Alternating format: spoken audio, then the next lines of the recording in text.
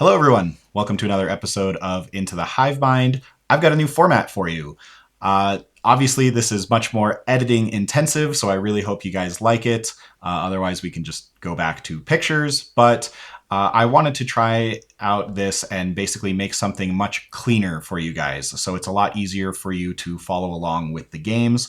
Essentially, we are boiling down each individual unit into a singular token.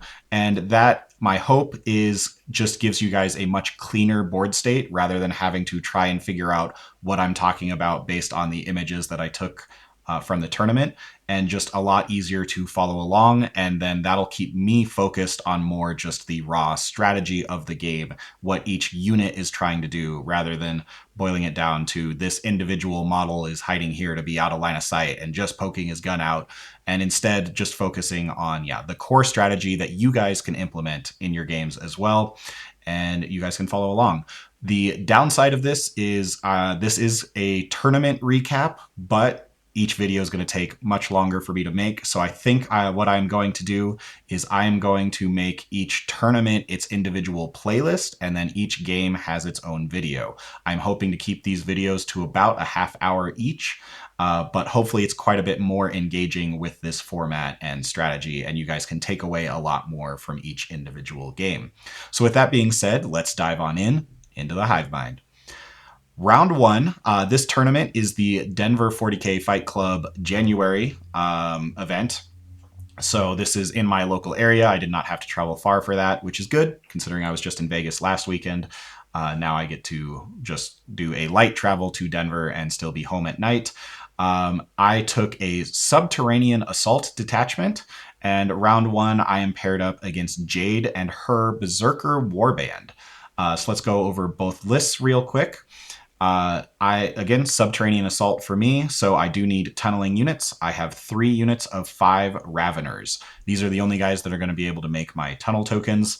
And then with subterranean assault, I need to be durable. So that's kind of the whole thought of this list. Again, I've been talking in my previous videos, I'm really struggling to hold primary. So I wanted to make a durable NID list that could sit on objectives and hopefully stay on there and give me some primary points. So with that, we've brought the Norn back. I have a singular Norn over here ready to take my expansion objective and just sit there all game long, and between the Norn and the Biovore, score me 10 primary every single turn. We are playing Mission A, Take and Hold, by the way, to make that very easily achievable. Also in the list, we have double Terran effects with Rupture Cannon. Again, this is more about durability, but also the brand new Catans were legal this weekend, so needing to have something to be able to potentially take those on. Put in double Rupture Cannon Terran effects, as well as I've been getting my butt kicked by Ben Neal and his Vindicators, so these guys are also kind of an answer to that, hopefully. Then I have a 10-man Gargoyle squad. This is, again, if I'm going for primary, the Gargoyles are just very good at flipping objectives, but also since I just want to stand on objectives and prevent my opponent from taking them from me, these Gargoyles hopefully can not only flip an objective, but also movement block my opponent and prevent them from going towards another objective. Then, of course, triple Maleceptor. My subterranean lists, I feel like they're required. 3 Maleceptors just to really give that durability boost to the detachment. My third one is here in reserves. We have the Swarmlord.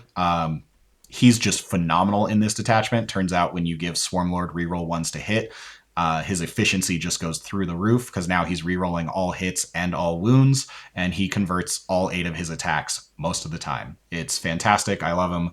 Also, being able to teleport a Vectora around the board is incredibly powerful. And then obviously we have a Biovore to sit on our home because Subterranean's teleporting everywhere. You need to be able to have something sitting on your home, and the Biovore is perfect for that.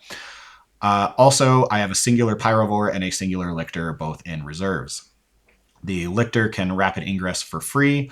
And I mean, he's also our only infiltrator, but in this matchup, he's just going to die. If he deploys anywhere infiltrating, my opponent's just going to move forward and kill him immediately. So threw him in reserve, and maybe he can help out where needed later. And then Pyrovore just to strip cover, helping the Maliceptors out. I have a strat for the one that comes in from reserve, and then the Pyrovore can come in and strip for the other Maliceptors. Or he can just be an action monkey and show up in my opponent's backfield. So, talking about Jade and her World Eater list. First off, I want to compliment Jade on her army. It was a very cool proxy army where Jade was proxying basically a bunch of Sisters of Silence as World Eaters, not Sisters of Silence, Sisters of Battle as World Eaters, and then had the Yinkarn actually as her Demon Prince. So it was all relatively well done in terms of like looking at it and being able to tell what was what. All of the Hellbrutes were the Morven Vols, Volgons. I don't remember what their actual names are, but each Hellbrute was a Volgon. Yeah, it was just very cool conversions. It was very easy to tell what was what. The only thing was the difference between 8-bound and Exalted 8-bound, which Jade did just by the 8-bound were painted blue and the Exalted 8-bound were painted red. So very easy to follow along and cool conversions for that. But anyways, Jade's list. So Jade is running triple Hellbrute is the first thing that is very obviously noticeable. So playing the Berserker Warband, triple Hellbrute. Hellbrutes can obviously domino effect through your army if you're not careful. And basically, they kill something, and their ability is as soon as anything attacks it, it gets to make an attack back, even if it's already attacked this turn. And that can combo infinitely. You combine that with the World Eater's Dice Blessing to pile in and consolidate 6 inches. And essentially, what happens is this Hellbrute charges something, punches it, doesn't quite kill it, gets punched back, survives, punches the thing again, kills it, 6-inch pile in and consolidate into the next thing, gets punched, doesn't die, punches it, kills it, piles it in 6 inches to the next thing, gets punched, doesn't die, punches it, kills it, etc., etc., etc., and can literally like chain reaction through your entire army. So with that in mind, I obviously deployed all of my guys just right on the line, all right next to each other. But no, Jade can't reach me turn 1, so I don't need to worry about that at the moment. But yeah, so triple Hellbrute. And we have some 8-bound hiding here, Spawn hiding here. Both of these can scout forward. Spawn over here that can scout forward. Exalted 8-bound with a Slaughterbound attached over here, as well as Exalted 8-bound and a Slaughterbound attached in reserves, ready to deep strike and be a rapid ingress threat. 10 Jackals on her home, stickying her home. And again, these guys are actually like spread out all the way back here, just fully blocking out her backfield. So just keep that in mind. Again, we're losing the model granularity of where everything is, but these Jackals are all just strung out along this back. Then we do have a Rhino, and inside the Rhino is Karn and 10 Berserkers. Let's see, anything else? Oh, and then we have the Demon Prince back here, next to some regular 8-bound. So that is the deployment. We are playing Mission A, Take and Hold, and let's go into turn 1. I end up getting first turn, and I draw Recover Assets and No Prisoners. The other thing that I like about this layout, sorry guys, is that I get to do a live update of the score rather than what I was doing before, where I spoil the entire game by giving you guys the screenshot on the side of the overall game score, or just not giving you anything at all and hoping you guys track it in your head. With this, you guys can have a live update of the score and the secondaries as I draw them. So with that, I do draw Recover Assets and No Prisoners. I finish up my turn 1 with a recover between the Norn and the Raveners, both of which on the top, to get me a 3-point recover. I hold on to No Prisoners as I've already gotten my CP from Swarmlord, and depending on what Jade does, I very much could get a bunch of No Prisoners next turn. Going into Jade's turn 1, she draws Marked for Death and Secure No Man's Land. I believe I marked the Raveners, the Biovore. Oh, and I probably shot a Spore Mine out. Let's see. Where would I have put that? Let's just say it was right there. Poof, Spore Mine. And so I believe I marked that as well as Raveners and Spore Mines, or maybe I even just threw it back here to screen potential deep strikes for next turn. but yeah, anyways, it was very easy to just pick units that Jade could not interact with. And for secure no man's land, that's pretty easy for her. She just has to walk forward, although she does have to out OC either a 15 OC Norn or 8 OC from Maliceptors. So going into Jade's turn 1 with her movement, Jade actually decides to remain super cagey. Oh, I apologize. Blood dice. So Jade rolled sustained and lethal. Imagine that for blood dice, and managed to decided to keep those. Although decided to again play super cagey. I did not throw anything super far forward, so Jade is looking at essentially a bunch of like 8 or 9 inch charges. Nothing super reliable. So takes the Rhino full of Karn and friends and just kind of repositions it towards the center with the some 8 bound up here, also just kind of repositioning, followed by the Demon Prince. Everyone still stays very far back from me. The only thing that does move up, the Spawn come up here for secure and hide behind this wall. The Hellbrute back here also kind of remains, as well as these 8 bound. So again, very little movement here. The Jackals stay the same, and these guys all just kind of remain up here in this ruin. So we got 2 Spawn, 3 regular 8 bound, and the Hellbrute actually comes up and joins them as well. Everyone just kind of positioning for next turn. Nothing crazy. Doesn't even really make any attacks against me, and ends up pitching Marked for Death for an extra CP, and ends up getting a small secure no man's. There we go. Updated accordingly. Sorry. Again, I'm new to this, so CP are now adjusted accordingly. Although, again, Jade's about to get an extra CP for tossing Marked for Death. Going into my turn 2.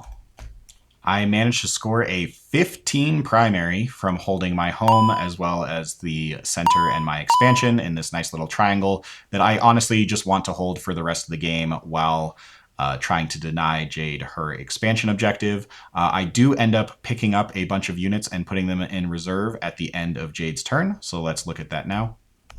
I have now flooded the reserves by picking up all 3 Ravener units and spending a CP to pick up the Gargoyles as well. So going into my turn 2, I get my 15 primary, and my secondaries are... I end up drawing Area Denial and Extend, as I did end up tossing no prisoners at the end of Jade's turn, as again, Jade did not really throw anything out at me. So drawing Area Denial and Extend is perfect. I basically get to just sit here. I got my 15 primary. I'm going to automatically score max Area Denial and Extend as well. So yeah, I get to just sit here happily and make Jade come to me. So all I do is some minor repositioning. My Raveners back here, just kind of screening out because, again, I am preparing for Jade to rapid ingress in some Exalted 8-bound with the Slaughterbound. Look, I have a little Nidus Worm tunnel token. So that went there. More Raveners showed up here while the Norn went around into the front to basically be the one to take damage. This Tyrannifex also moved up, ready to blunt damage. I did end up, let's see, I made a tunnel marker right here next to these Raveners, which allowed me to bring in this Maliceptor. So I end up swamping this objective with Norn, Tyrannifex, Maliceptor. Maliceptor is making both the Norn and the Tyrannifex -1 to hit in combat. And they're going to be taking the big hits. And let's see, I also brought in more Raveners just kind of back here with another tunnel token kind of around my home. And the other thing that I did is I repositioned, and I actually decided to go for a bit of bait, but this is more, once again, wanting me to hold primary. So I'm putting actually 11 OC on this objective and saying, sure, you can charge Swarmlord, but he's a little further back than the Maliceptors. You can probably only hit him with 1 or 2 guys from a unit, and the rest are going to have to attack Maliceptors. So I'm really trying to just go for a bait and basically force Jade to split her attacks up. All the while, of course, being -1 to hit. So I'm really relying on that and 4-up invulns. And then let's see, this Tyrannifex down at the bottom does just move forward to barely toe tap that objective, and I shoot off another Spore Mine over here to screen out the Exalted 8-bound. So yeah, and I leave the Gargoyles in reserve. I don't think I bring in the Pyrovore. Sorry, let me check real quick. No, I do not bring in the Pyrovore. So I still have the Lictor, Pyrovore, and the Gargoyles that have now been thrown into reserve. With this, Jade does decide to Rapid Ingress. Nope, no, she does not. She waits one more turn to Rapid Ingress. So we go into my shooting phase where this Norn, obviously, sorry, with the way that the tokens are positioned, it's difficult to tell, but this Tyrannifex up here does actually have a line into the corner of this Rhino, shoots and pops the Rhino. Good job, Mr. Tyrannifex. You've actually killed a vehicle. So that does result in Karn and the 10 Berserkers getting out of the transport. And the other Tyrannifex was able to shoot and kill one of the 3 Exalted 8-bound, which I will take. But other than that, nothing else too exciting going on. And I pass the turn to Jade. Nope, I lied again. Jade did, in fact, Rapid Ingress 8-bound with the Slaughterbound right behind this wall. Getting ready to fight on the very tempting bait that I threw forward with Swarmlord and the Maleceptor. But going into Jade's turn 2, she does score just her home as the Tyrannifex has out OC'd the spawn on her expansion objective. So just 5 primary, and then for secondary, Jade draws Storm Hostile Objective and Overwhelming Force. That is honestly the perfect draw for what Jade wants to do this turn. She has once again done the blood dice of lethal and sustained, and yeah, now has the perfect opportunity to basically kill anything on objectives and try and flip objectives, which is what she wants to do anyways, and in the process is going to score all of her secondary points. So with that, let's take a look at where Jade moved all of her pieces. Jade does move the Slaughterbound and Exalted 8-bound forward to take on this target, and I actually elect to spend a CP in order to Overwatch with Swarmlord's Flamer. I'm hoping if I get, if I just kill one, then that will allow me, that'll save a lot of damage as these Exalted 8-bound hit like a truck. And actually, sorry, I also, with the shooting, with these Exalted 8-bound that Rapid Ingress here, I did do 2 damage to one of them. I think that was from the Tyrannifex. Again, he's probably a little further forward than that, and his gun was poking out. So he shot the Rhino and he shot his little stuff at the Exalted 8-bound and managed to actually do A damage. So these guys, I did have a guy with 2 wounds left. So as long as one Flamer went through from Swarmlord, I would pick up a model here. But Jade rolled hot. I handed her 4 saves at AP1, so she has 4 4-ups. She rolled a 4 and 3 6s to not lose an 8-bound from that Overwatch. So unfortunately, Swarmlord did not manage to kill a model, which would have certainly helped. Other pieces that came forward, this Hellbrute moved forward to go and charge into the Norn. These guys actually decided to stay back with the spawn actually fully retreating back to here, allowing the 8-bound to just sit an inch from the wall. And Karn and friends basically just kind of repositioned where they were at. The Hellbrute just moving up to the very edge of this piece of terrain, whereas these 8-bound came forward alongside the Demon Prince. So the Demon Prince has a very 12-inch move, followed by the 8-bound. And let's see. Yeah, the Hellbrute stayed where it was at. The Spawn also stayed where they were at.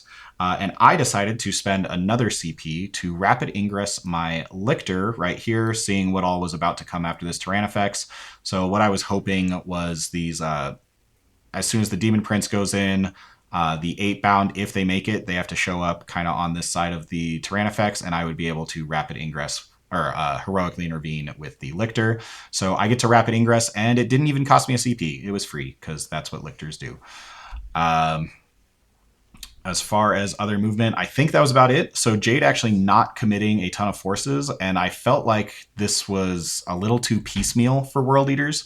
Um, yeah, I just felt like Jade was actually being overly cautious, and anything that was being sent out here is now just going to be able to be focused down and absolutely annihilated by me. And I also kind of felt like maybe this wasn't enough to actually even do any real damage to me. Um, but let's find out how it works out for her. First off is this squad of Exalted 8-bound with the Slaughterbound do make their charge into Swarmlord and the Maleceptor. And with me sitting there being like, oh, I'm going to make it where you only get 1 or 2 models into combat with Swarmlord, I did. That was correct. And unfortunately, it happened to be the Slaughterbound. But then up here with the Hellbrute, he does make the charge into the Norn up here. All of these are going to be -1 to hit. And then the Demon Prince and the 8-bound do make the charge. And the 8-bound rolled high enough that they actually got to swing around to the other side of the Tyrannifex, preventing me from a heroic intervention. The spawn stayed where they were at. And then we went into Jade's turn to where she first activates with the Exalted 8-bound and the Slaughterbound, of course, as if Swarmlord got to interrupt here, he would very much either precision out the Slaughterbound or pick up 2 or 3 of the Exalted 8-bound, reducing Jade's damage output considerably. Then as Jade attacks with the Slaughterbound, which is I think 9 attacks, yeah, she rolls pretty hot. I think she gets 4 6s with just the Slaughterbound with lethal sustained, and he easily one-shots Swarmlord. So that's really bad. And then the Exalted 8-bound swing into the Maleceptor and bring it down to 2 health. It barely lives. And manages to, so she gets 3 hits through, but these are 4 damage each, or maybe 4 hits through at 3 damage each. Does 12 damage to the Maleceptor, bringing it down to 2, and it just barely survives. She is not actually in combat with this Maleceptor. She's able to stay just barely an inch out. And yeah, immediately Jade spends the CP to re-roll some blood dice and get the 6-inch pile in and consolidate that these World Eaters know and love.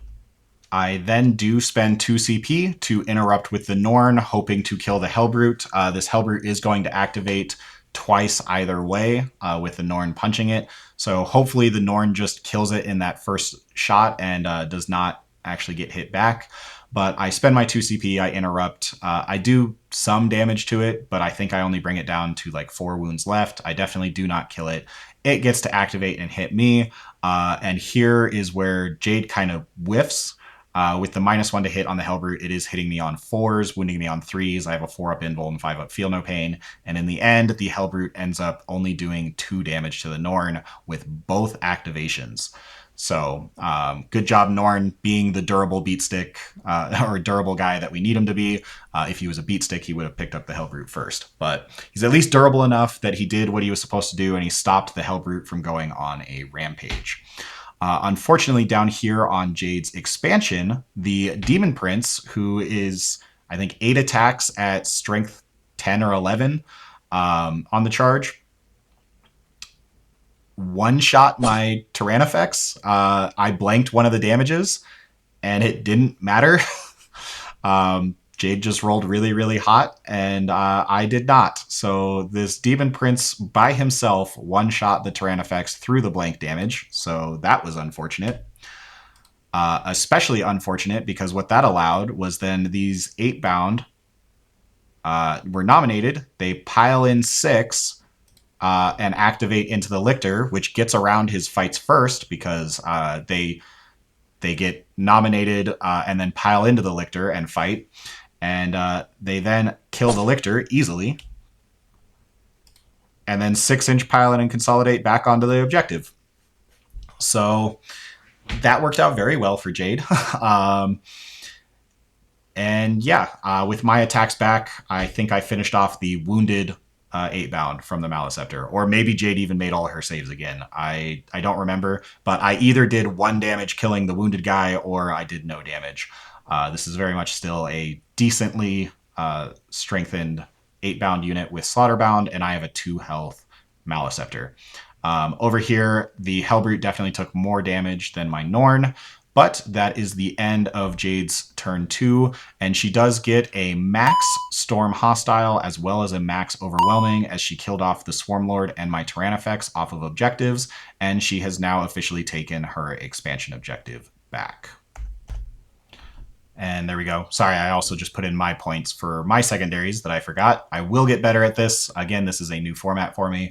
But finishing up turn 2, we are looking at me having 15 primary and 12 secondary for 27 points compared to Jade's 5 primary and 11 secondary for 16 points. So I am ahead by 11 points at the moment. And let's go into my turn 3. I do elect to pick up all of my Raveners at the end of Jade's turn, but I do not spend any CP to pick up anyone else.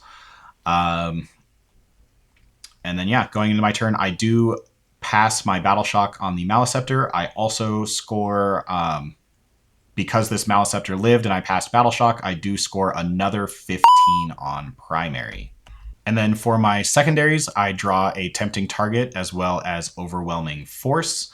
Obviously, for Tempting Target, Jade chooses her expansion, the one thing that I don't already own and is swarming with her own units. Overwhelming Force should be easy. I have the Hellbrute, and I have both the 8-bound and the characters. So if I kill the 8-bound and the Slaughterbound, which I'm very incentivized to do, I also score the full 5 points for Overwhelming just by doing that. So going into my movement, I do actually elect to fall back with this Maleceptor and just kind of retreat and lick my wounds. I actually retreat and I spend another CP to heal the Maleceptor, which I don't do very often, but the Maleceptor might just be the target for that. So I spend the CP, I heal 3, which is the average. So I go from 2 wounds up to 5 on this Maleceptor. Other than that, movement-wise, I don't do a whole bunch. This Maleceptor kind of pokes out a little bit just to be able to see the 8-bound and Exalted 8-bound. This Maleceptor as well.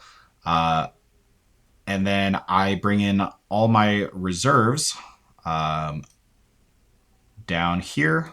So the first unit shows up, makes a tunnel token, allowing the second unit of Raveners to show up here, making another tunnel token. And basically, I'm going to go after all of this on her expansion objective. And I believe at this point, Jade has rolled her blood dice, and she has done 4-up Fight on Death, as well as sustained hits. So no lethal, at least. But the 4-up Fight on Death could be a problem. My Pyrovore actually gets to show up here to strip cover from these guys just to make sure that these Maleceptors do in fact kill them in shooting, as I don't want to mess with that at all. The Tyrannofex stays still, and I have to choose whether or not the Norn is going to stay in combat with this Hellbrute, because obviously it could go very bad if the Hellbrute gets to activate twice again. Even though the Norn tanked it the first time, doesn't mean he will the second time. But I elect to leave both the Norn and the Tyrannofex as they are, so the Tyrannofex goes back to hitting on 3s in combat, and hopefully the Rupture Cannon just does its job and picks up this Hellbrute. The other thing that happens, all the Gargoyles also show up right here, 6 away from the Tempting Target objective, hoping to... Unfortunately, with my Shoot and Scoot, I'm literally like 6.1 away from the objective with a Shoot and Scoot. So I was looking at charging the Demon Prince, and actually, by the time we get into the charge phase, I had asked Jade how many attacks the Demon Prince had, and she answered 8, which is not a lie, but it is not the answer I was looking for, because 8 is the number of attacks with the strike profile, and he has 12 attacks with a sweep profile, which when I declared my charge of my Gargoyles into the Demon Prince, that is when Jade was like, oh, by the way, he does have a 12 attack sweep profile. I was like, oh, well then I don't want to attack. I was hoping to charge into the Demon Prince, get 2 OC2, or, put 10 gargoyles on, and with the 8 attacks, hopefully I only lose 8 gargoyles, and I still have OC4 from the gargoyles on that objective to go for the tempting target, and the Raveners pick up the 8 bound, and yeah, that was at least the plan, was between 2 gargoyles and 4 Raveners, I would be able to take this objective. Well, because that was the other thing. When Swarmlord died, he exploded and killed a Ravener. So I think this Ravener squad had only 4 guys instead of 5. Other than that, let's see. Yeah, that was kind of my turn. I got to shoot another Spore Mine. I'm no longer trying to screen out deep strikes, so I'm just trying to stop Karn from advancing and charging, but with the position of where models are at, I believe it ends up like here, and it's not really stopping an advance and charge, but it is just being a little annoying. I think actually, because it wasn't stopping anything, I think I just put it right behind that piece of terrain there.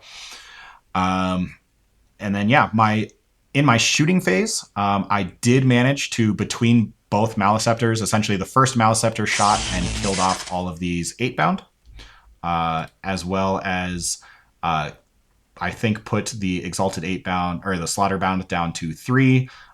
This Maleceptor shot and killed him. As much as I wanted the Maleceptor to shoot down here, I really needed to make sure that Slaughter bound died.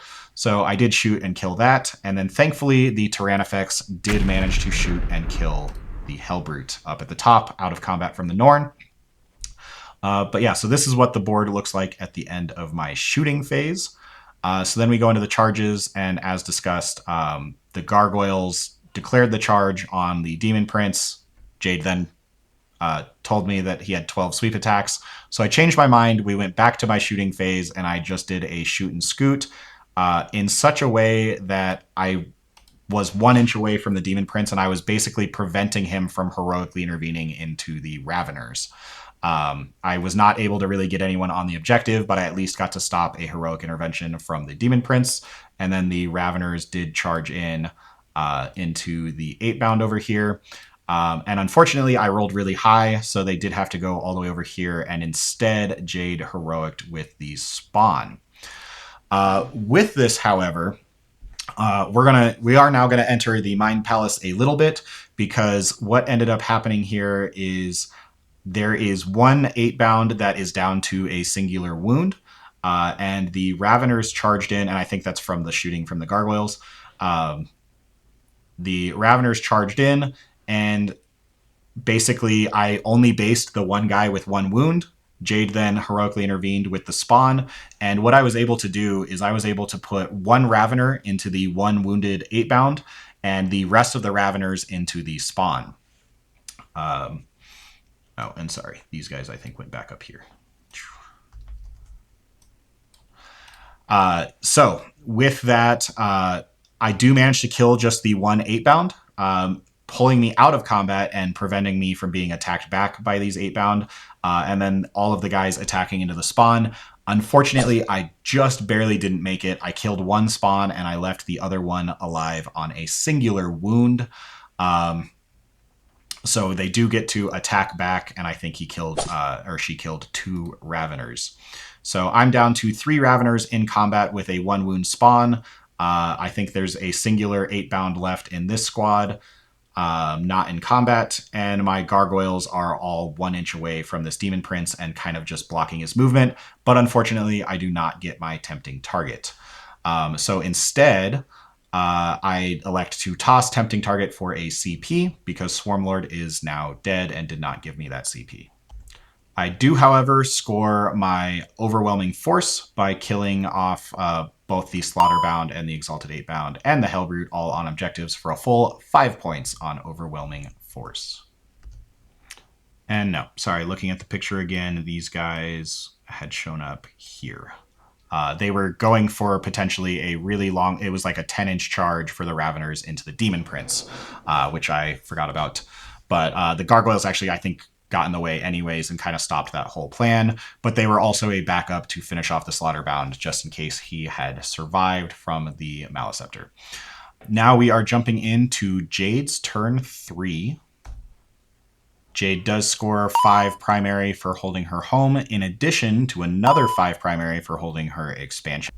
And then draws Display of Might and Establish Locus as her secondaries. Display of Might, I do have a decent amount of stuff out in the midfield, so that seems difficult to do. Establish Locus, I mean, either 8-bound or Karn could come forward and do it, but obviously those are very significant damage pieces that I think Jade would prefer to have do damage. So let's go into how Jade moved and what the turn 3 looks like. And again, just as a reminder, she has Sustained Hits and Fight on Death 4 up as her blood tokens. So in terms of movement, one more thing before we get into movement, I did pop Shadow in the Warp this turn, as I could tell that this was going to be the big go turn. And only 2 units failed. So the 2 things that failed was this Hellbrute down here in her deployment zone behind her expansion objective, as well as the Jackals on her home. Unfortunately, the home was stickied, so that didn't take away any primary. And also, unfortunately, that's not really any of the things that we're planning on using CP this round. So Shadow in the Warp, unfortunately, just kind of failed, which is why I didn't remember it until now. But getting into the movement, we do have Karn and friends came forward to come and attack the center alongside these 8-bound. Jade does move these spawn to take their position, just coming up as a second wave. This Hellbrute, I think, actually had moved up to here the previous turn, and then now moved up to here. So apologize for that. And then the Hellbrute at the bottom moved up to here. And Jade does end up falling back with the singular wounded spawn, or I guess falling forward to there. Meanwhile, the Demon Prince and I think the Exalted 8-bound, or the 8-bound moved up to here. And yes, the Exalted 8-bound in the back, I think just positioned for the next turn over here. And yeah, that's kind of all Jade really had. But in terms of shooting, there was not a lot of shooting, although she does manage to kill off, I think, 4 gargoyles with the miscellaneous pistols and such. Nothing crazy there. But then we do get into charges, where Jade charges the 8-bound into the top end of this Maleceptor, followed by the Hellbrute into the bottom of it, and then Karn and friends into the front. So that Maleceptor is definitely dead. And then up here, the 8-bound and the Demon Prince charge into the gargoyles. The spawn can't charge because he fell back. And this Hellbrute does make, I think it was like a 7-inch charge into these Raveners. So how this goes down. Jade nominates the 8-bound to fight first into the Maleceptor. They are obviously -1 to hit, and they're wounding me on 5s because I'm T11 and she does not have lethal. She only has sustained. So the Maleceptor tanks it, and I think only takes like 3 damage. No, 2 damage, because these are just regular 8-bound. So yeah, Maleceptor only takes 2 damage. I then decided to interrupt with the Maleceptor just going into the 8-bound that had already attacked. There was nowhere that I could really attack that would have reduced damage, so I just went after the thing that I could do the most damage to. Obviously, Gargoyles going into a Demon Prince or Raveners going into a Hellbrute was not going to do much. So I interrupted with the Maleceptor, killed off 1.5 of the 8-bound, and then Karn went ahead and just handed the Maleceptor 9 dev wounds. That was pretty cool. I mean, he has like 9 attacks, I think, on the charge, hitting on 2s, rerolling 1s. Wounding on 5s and 6s are dev. Jade did not have lethal at this time, so it was just sustained. But yeah, Karn just handed the Maleceptor 9 dev wounds, putting me down to 3 wounds remaining, and unfortunately the 2 Eviscerators handed me 3 saves. I made 2 of them, failed 1, CP rerolled, going down to 1 CP, and failed again anyways, allowing the Maleceptor to die, which was unfortunate. Jade immediately then spends a CP to reroll and get the 6-inch pile in and consolidate. So this Maleceptor is dead. And yeah, Jade spends the CP, now has 6-inch Paladin and Consolidate. So initially goes with the Hellbrute down here, which obliterates the Raveners with ease. Then Jade goes and activates the 8-bound up here to kill off the Gargoyles and free up the Demon Prince. And they actually kind of whiff here and leave one Demon Prince or one Gargoyle remaining. So the Demon Prince is now stuck in combat with a singular Gargoyle. But then up here nominates the Hellbrute. The Hellbrute piles in over here and actually manages to I think one of these Raveners was poking out outside of the other side of the wall because, again, I was trying to charge the Demon Prince. Attacks and kills off all of the Raveners. Then piles into the Maleceptor. Maleceptor tries to do the smash attacks to kill it. I hand her 2 saves. She makes 2 4-ups, takes no damage, attacks and kills the 5-wound Maleceptor, who does explode, dealing a couple damage to this Hellbrute. But then the Hellbrute piles in and kills the Pyrovore, who of course does nothing to him, but also explodes. And actually the Maleceptor up top also exploded. So I've done, I think, 5 mortals now to this Hellbrute through explosions. But unfortunately, then 6-inch pile-in goes and kills these Raveners. And then 6-inch piles onto my home. My Biovore is at least safe, but yeah, obviously that's really bad. This one Hellbrute just killed off, I think, 10 Raveners, Pyrovore, and a Maleceptor all by himself. And then the Demon Prince finishes off the last Gargoyle. And yeah, so that is the end of Jade's turn 3. That sometimes happens against World Eaters. So unfortunately, I was kind of hoping the Maleceptor would survive, but with throwing Karn in there as well, that unfortunately became pretty unlikely. And Jade was able to capitalize on that and ping pong all the way onto my home objective, stealing my home. So obviously scoring tons for Display of Might and does not get an established locus, but I think that's fine. With now 1, 2, 3, 4, 5, 6, 7 units in the middle as opposed to my piddly 4. Jade does score Display of Might. So then that brings us going into my turn 4. On my turn 4, I draw Defend Stronghold and bring it down. We both get some CP. I unfortunately only hold my expansion now, as the Hellbrute is out OCing the 1 Biovore, so I only get 5 primary. I also decide to spend a CP to discard Defend Stronghold, as obviously I am not going to get that anymore. I draw into Cull the Horde, which obviously I can't get, and then redraw into Sabotage. So now for my turn 4, I have Sabotage and bring it down. I am looking at 1.5 8-bound right next to my 3 remaining real units, and then obviously I have a Biovore on the home. I have Karn and Berserkers in the middle, and then a whole bunch of stuff that just killed me off of Jade's expansion that I probably am not going to be able to touch.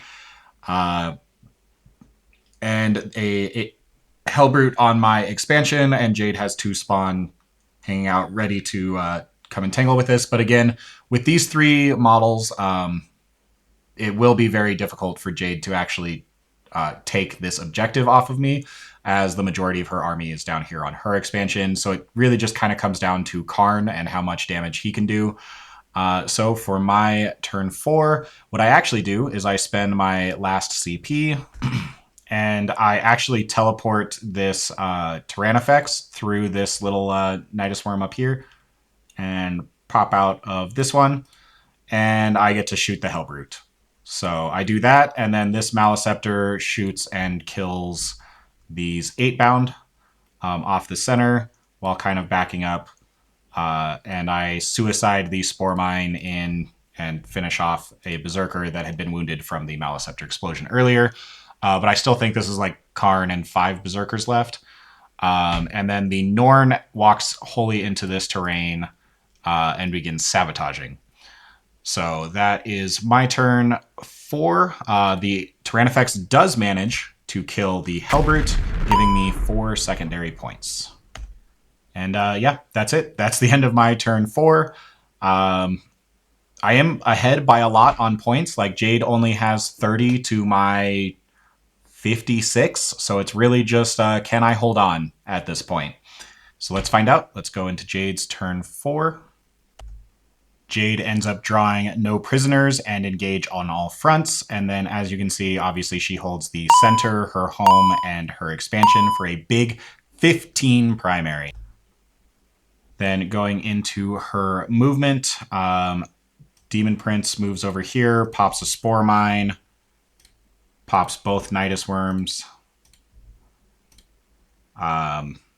Spawn come down as well. 8 bound come over here. Hellbrute just stays here. These guys just stay here. They're not... Actually, I think they didn't advance up to here, but they're kind of out of the fight. Karn and friends actually go over here, and she is back to lethal and sustained for Blood Tithe points. And then I think these spawn came onto this objective. And yeah, then we get into shooting. Doesn't have any shooting. Charges. The Spawn and the Demon Prince do not make the charge, but unfortunately the 8 bound do roll their 9 or 10 inch charge, make it into the Biovore, kill off the Biovore. And then Karn does make it, and once again, just one-shots the Tyrannofex. That was unfortunate, but yeah, manages to... Karn's just insane, I guess. I don't know. I'm wounding me on 5s. I have a 2-up save, and I still had a blank of damage on that guy, but they did it. World Eaters hit really, really hard. So with that, Jade does get the full 4-point engage, as you have Karn and Berserkers in the top left. You have 8 bound in the bottom left. Plenty of units in her bottom right. Jackals on her top right. So 4 points for engage and 4 points for no prisoners, as she did kill the Biovore and the Tyrannofex. Which means we go into my turn 5. At the end of turn 4, the score is 56 to me, 53 to Jade, so she has closed that gap incredibly quickly. And for the final turn, so going in, I do actually finish my sabotage, so I do get 3 more points on that. But I hold only the expansion for 5 primary, going up to 64 points, and I draw Secured No Man's Land and Engage. So my turn is pretty simple. I basically move the Norn out to here, fire my Melta at the spawn, and I think I kill 1. The Maleceptor moves forward, shoots at the spawn, but actually I might not even have shot because I didn't want to make my charge harder. But I do charge in and manage to kill off the spawn here and get my secure for the full. Unfortunately, I'm not able to score anything on engage, and I didn't even get to redraw it because I did technically have 3 models with the Spore Mine, the Norn, and the Maleceptor. So I only had 1 table quarter and I had 3 models. So 0 for engage, but I did get the big 5 for secure no man's land. And then we go into the bottom of 5 with Jade's final turn. So all she has to do, scoring the 15 primary, I think it puts it down to her needing to score 3 points. And Jade draws Assassinate and Defend. So literally doesn't even have to move a model, already scores the 8 secondary because my only character was Swarmlord, who is already dead. And with Defend Stronghold, obviously gets the 3 points there. And just stands where she's at and gets the big 15 primary to, let's see, win this final game. Let me double check and make sure that this score is correct with 45 primary and... and then scoring the 8 to finish up at 31 secondary. And as opposed to my 40 primary and 29 secondary. Yes, that is correct. So the final score of the game is 86 for Jade, 79 for me. What is interesting, at least I think it's interesting, it's me coping. So I do lose. But if these 8-bound had not made this like 9-inch charge onto the home, admittedly, again, like she had a CP reroll, she had a Demon Prince, and she had a spawn. So chances were something was going to make it. But if by any chance I got lucky and nothing made it onto the Biovore on the home, then I would have scored 5 more primary on my turn, and I would have been able to shoot 1 more Spore Mine to get the engage, as well as having the Biovore for the engage. So that would have been 5 primary with 2 additional secondary, and we would have tied. That's just me coping. That's a what if that I would really like that if that had happened, but it didn't. Jade won, and very well played to Jade. So that means that for this tournament, I am starting off 0-1. Not a great start. Obviously, that already puts me out of contention for winning the tournament. But again, phenomenally well played by Jade, and she goes on to win the next 3 rounds in a row, going 4-0 before fighting some very tough opponents and losing her last 2 games. But phenomenal game, and yeah, that honestly, it was turn 3 that one Hellbrute that managed to make it through and do the domino effect of just blowing through 4 units and taking my home. That was the unfortunate nail in the coffin. As well as me kind of throwing Swarmlord away turn 1. Turn 2. I was sitting there again baiting and being like, well, only one model is going to get to fight Swarmlord. It turns out the one model that got to fight Swarmlord based on the rapid ingress was the Slaughterbound with the enhancement, and that's all you need to kill a Swarmlord. So he unfortunately died, and that was definitely a mistake on my part. But yeah, again, very well played by Jade. I hope you like this format. Let me know what you think. I'm going to make the rest of this tournament in this format and then make all of that as one collab video thing together as a playlist. And let me know what you guys think. But I will catch all of you next time on Into the Hive Mind.